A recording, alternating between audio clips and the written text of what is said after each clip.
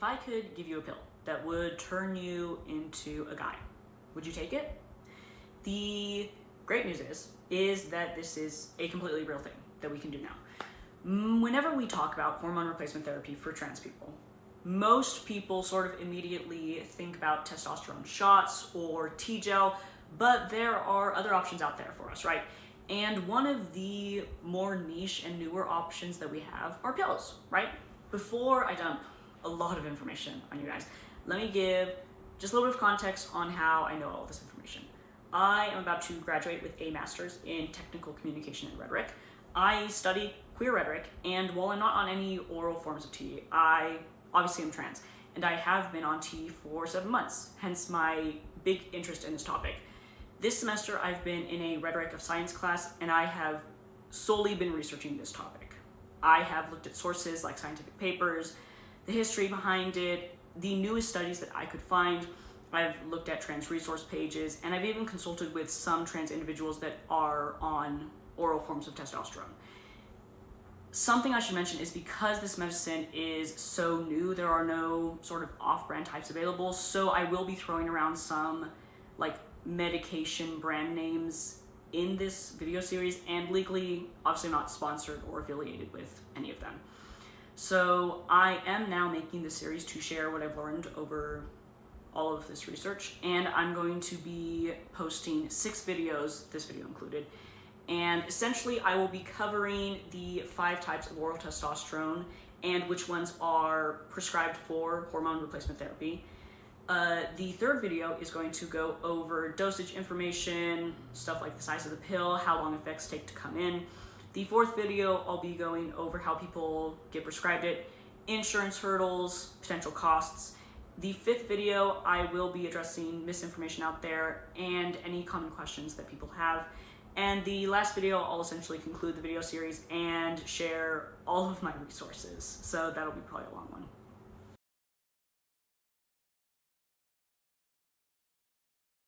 It is important to note first that these medications were made originally with cisgender men experiencing low levels of T in mind, which is a condition also known as hypogonadism, right?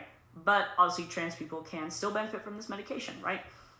For hormone replacement therapy, there are 3 kinds of synthesized testosterone. First up, we do have testosterone suppionate, which is abbreviated as TC. We have testosterone enanthate, which is abbreviated as TE. And then lastly, we have testosterone undecanoate, which is abbreviated as TU. All forms of oral T that are prescribed for trans people are forms of TU. For pills, we have 5 kinds. First, we have methyltestosterone, we have fluoxymesterone, Jatenzo, T-Lando, and then lastly, Kysotrex. However, only 3 of these are approved for use with trans people. Why exactly? Well, methyltestosterone was discovered in 1935 and fluoxymesterone in 1956. However, both of these medications can lead to liver toxicity, especially with long-term use, hence why they're not prescribed for hormone replacement therapy for trans people. But that still does leave us 3 kinds, which is Jatenzo, Kysotrex, and T-Lando. Jatenzo was approved for use by the FDA in March 2019. T-Lando was FDA approved in March 2022, and Kysotrex was FDA approved in July 2022. These pills work to avoid liver toxicity by having that TU molecule be absorbed in your intestinal lymphatic system, which is aided by taking the pill with food. Once it's in that system, it is converted to testosterone as it is released into circulation. And because it does this, this is how they avoid it being absorbed in your portal veins, and this also avoids it being metabolized in the liver. So no liver toxicity, woo! In the next video, I will be covering sort of dosage, instructions for taking these pills, and effects that they have.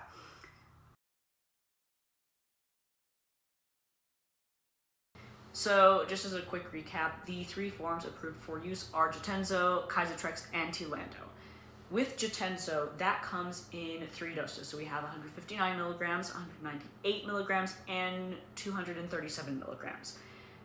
Trex also has 3 doses. That is 100 milligrams, 150 milligrams, and 200 milligrams. And then lastly, T-Lando is currently only available as a 112.5 milligram capsule. Now, depending on the dose and the pill, these need to be taken around 2 to 3 times a day, always with food to help aid in that digestion. Right. And I did interview a really lovely guy, and he did share that they are pretty big pills and that they are also gel-based. So these are things to be aware of. For effects, it has been reported / shared online that it is a little bit more of a gradual change. And this does sort of depend a lot on factors like dosage, your genetics, your lifestyle, and a lot more that can't really be conveniently quantified. But it has also been reported that oral forms of dosing do lead to feeling like more consistent in your levels, unlike other forms such as like injections, where people have reported that it feels like there are more peaks and dips in their levels of T. So what are sort of the benefits to having a pill form of T? Why bother with even developing this when there are already tried and true ways of T, such as like injections and gels? Well, one of my sources, Goldstein, said that oral forms offer convenient dosing without injections, skin and nasal irritation, risk of transference, or a risk of pellet extrusion. And Bhat said that usually patients prefer this form of dosing to injections, gels, and even pellets. Essentially, people get shot exhaustion, you know? Personally, I also have a needle phobia, so I do gel. And I am pretty lucky in that I don't have any pets, or I don't work with any kids where I could risk any transference with my gel. But not everyone is in the same boat at all, right? That's why oral forms of testosterone are pretty important, and exactly why I'm making this series to talk about them, because a lot of people don't know that they exist. In the next video, I will be going over forms of access, mainly hurdles with insurance and the cost.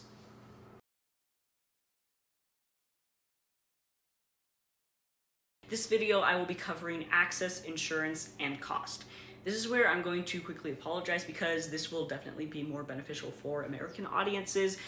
There's not a lot of research out there on oral T and trans people specifically yet, so that was a hindrance I ran into in my research. And I also only speak English, which is another barrier in my own research. So again, my apologies. So to start off, here's the thing. Oral forms of T are usually pretty hard to obtain access to. First, for HRTT, you do need to have a prescription for it. Then in some insurance forms that I found, it walks through a whole checklist of whether someone is not a minor, if they have already tried at least 2 forms of T, such as injections, gel, pellets, etc. And then if they have any complications that prevent them from continuing those forms and more.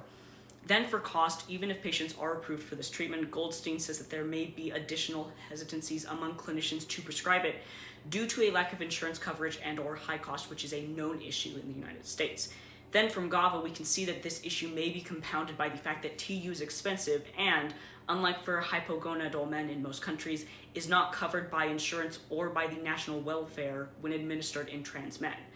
As a reminder from the second video, all oral forms of T are TU, so this adds to the financial barrier. It is rare to be prescribed right off the bat or prescribed at all.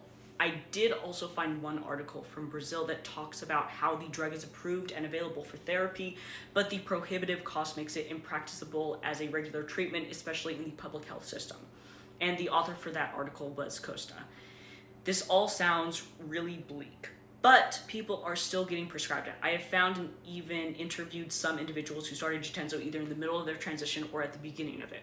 I'm not going to name drop them, mainly because I did not ask for permission to do that, but there are some people who've been posting on social media about their journey with oral testosterone. As far as cost, it does vary on what oral pill we're talking about, the dosage, and insurance. Out of pocket, without accounting for coupon sites, these are the average prices for a month's prescriptions that I could find. Jutenzo looks to be around $900 to $2,400. T-Lando looks to be around $930. And with Trex, and take this one with a grain of salt because this was the hardest number to track down, and I only have 2 articles saying this, they said $159. I'm not aware of why they're so different in pricing, so that is one area that I cannot answer in depth. From the people I talked to or found online, one person who started on Jatenzo only had to pay $10 after insurance, and another is having his medication fully covered by insurance. So it really depends on factors like financial support, insurance access, the sort of healthcare clinic you go to, and more that I can't account for. To sum it up, talking to a clinician and insurance might be the best bet to figure out pricing and if this is a feasible option for most people. Anyways, in the next video, I will be going over misinformation and commonly asked questions. So first, the biggest misconception out there is that testosterone pills can lead to liver toxicity.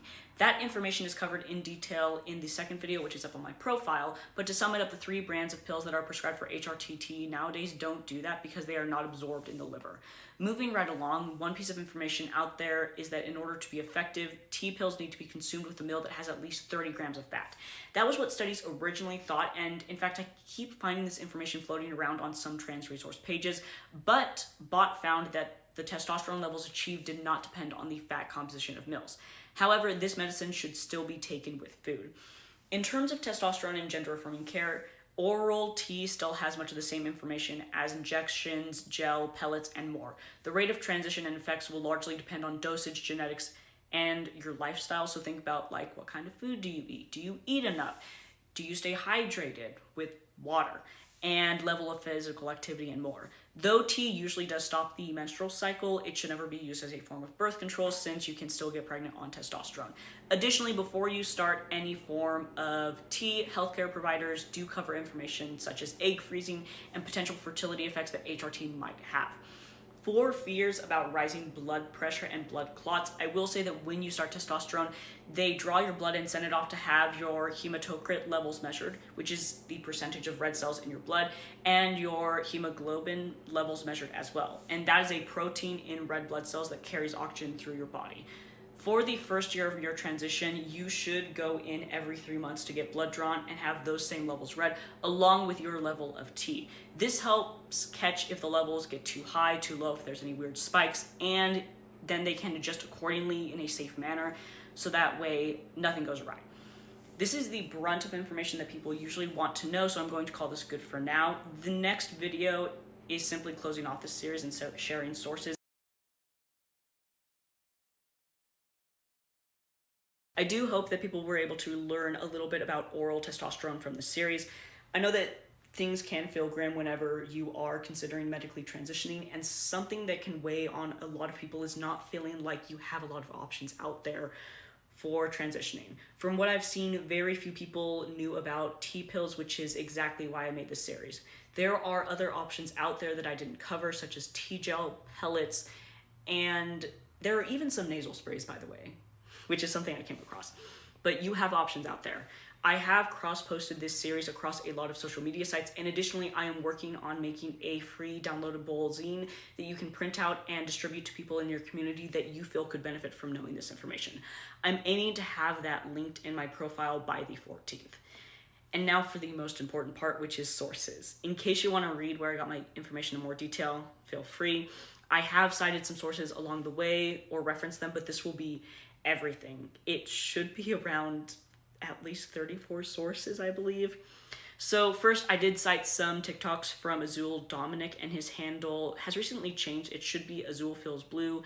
We have the article, Oral Drugs Offer New Option for Testosterone Replacement from the Cleveland Clinic. Then there is the webpage Oral T, Nasal T What from Queer Doc. We have from GoodRx, Should I Take Testosterone Boosters? 7 Things to Consider. We have from Hopkins Medicine, Testosterone Undecanoate Capsules, Jatenzo, Kysatrex. I did cite a few TikToks from an individual B, and their handle is @boysnot. From J.S. Bernstein, we have the article, A Phase 3 Single-Arm 6-Month Trial of a Wide Dose Range Oral Testosterone Undecanoate Product from the Therapeutic Advances in Urology. From Salman, Bhat, and Adrian S. Dobs is the article Testosterone Replacement Therapy, a narrative review with a focus on new oral formulations from TouchREVIEWS in Endocrinology. I had the article Types of Testosterone for Transgender Men and Transmasculine People by Elizabeth Bosky in Very Well Health. We have recommendations for the use of testosterone in male transgender in the Revista Brasileira de Ginecologia e Obstetrícia journal by Fernandes, Costa et al. Sorry, I don't speak very good Spanish. Also, that's from Brazil. It might not even be Spanish. Anyways, from Dennis Van Geek is the article, study finds risk factor for blood clots occurs in more than 10% of transgender men using testosterone, from Endocrine Society. And that article sounds a lot scarier than it is, just so you know. From Julia Gava et al. Is testosterone undecanoate and testosterone enanthate injections are both effective and safe in trans men over 5 years of administration, from Clinical Endocrinology Oxford Journal. From Irwin Goldstein et al. Is newer formulations of oral testosterone undecanoate development and liver side effects, from Sexual Medicine Reviews. From S. Honig et al. Is effects of age, body mass index, and diabetic status on testosterone levels, testosterone dosing, and safety in hypogonadal men treated with an oral testosterone undecanoate Jatenzo, from the Journal of Sexual Medicine.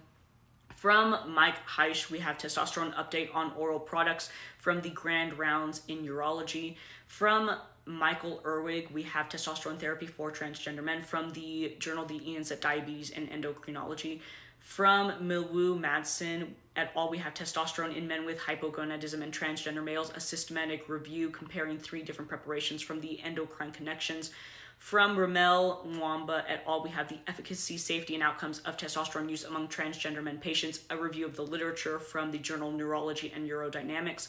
From Megan Norris and Katrin Bornskog, we have the cisnormative blind spot explained, healthcare experiences of trans men and non-binary persons, and the accessibility to inclusive sexual and reproductive healthcare, an integrative review, from the Sexual and Reproductive Healthcare Journal.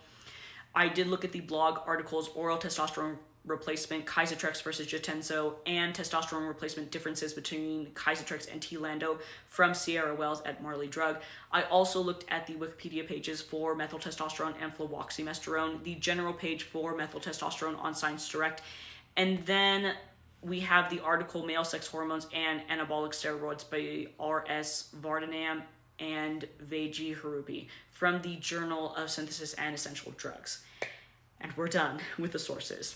Anyways, if there is anyone left, thank you so much for following along with the series. And, any questions, feel free.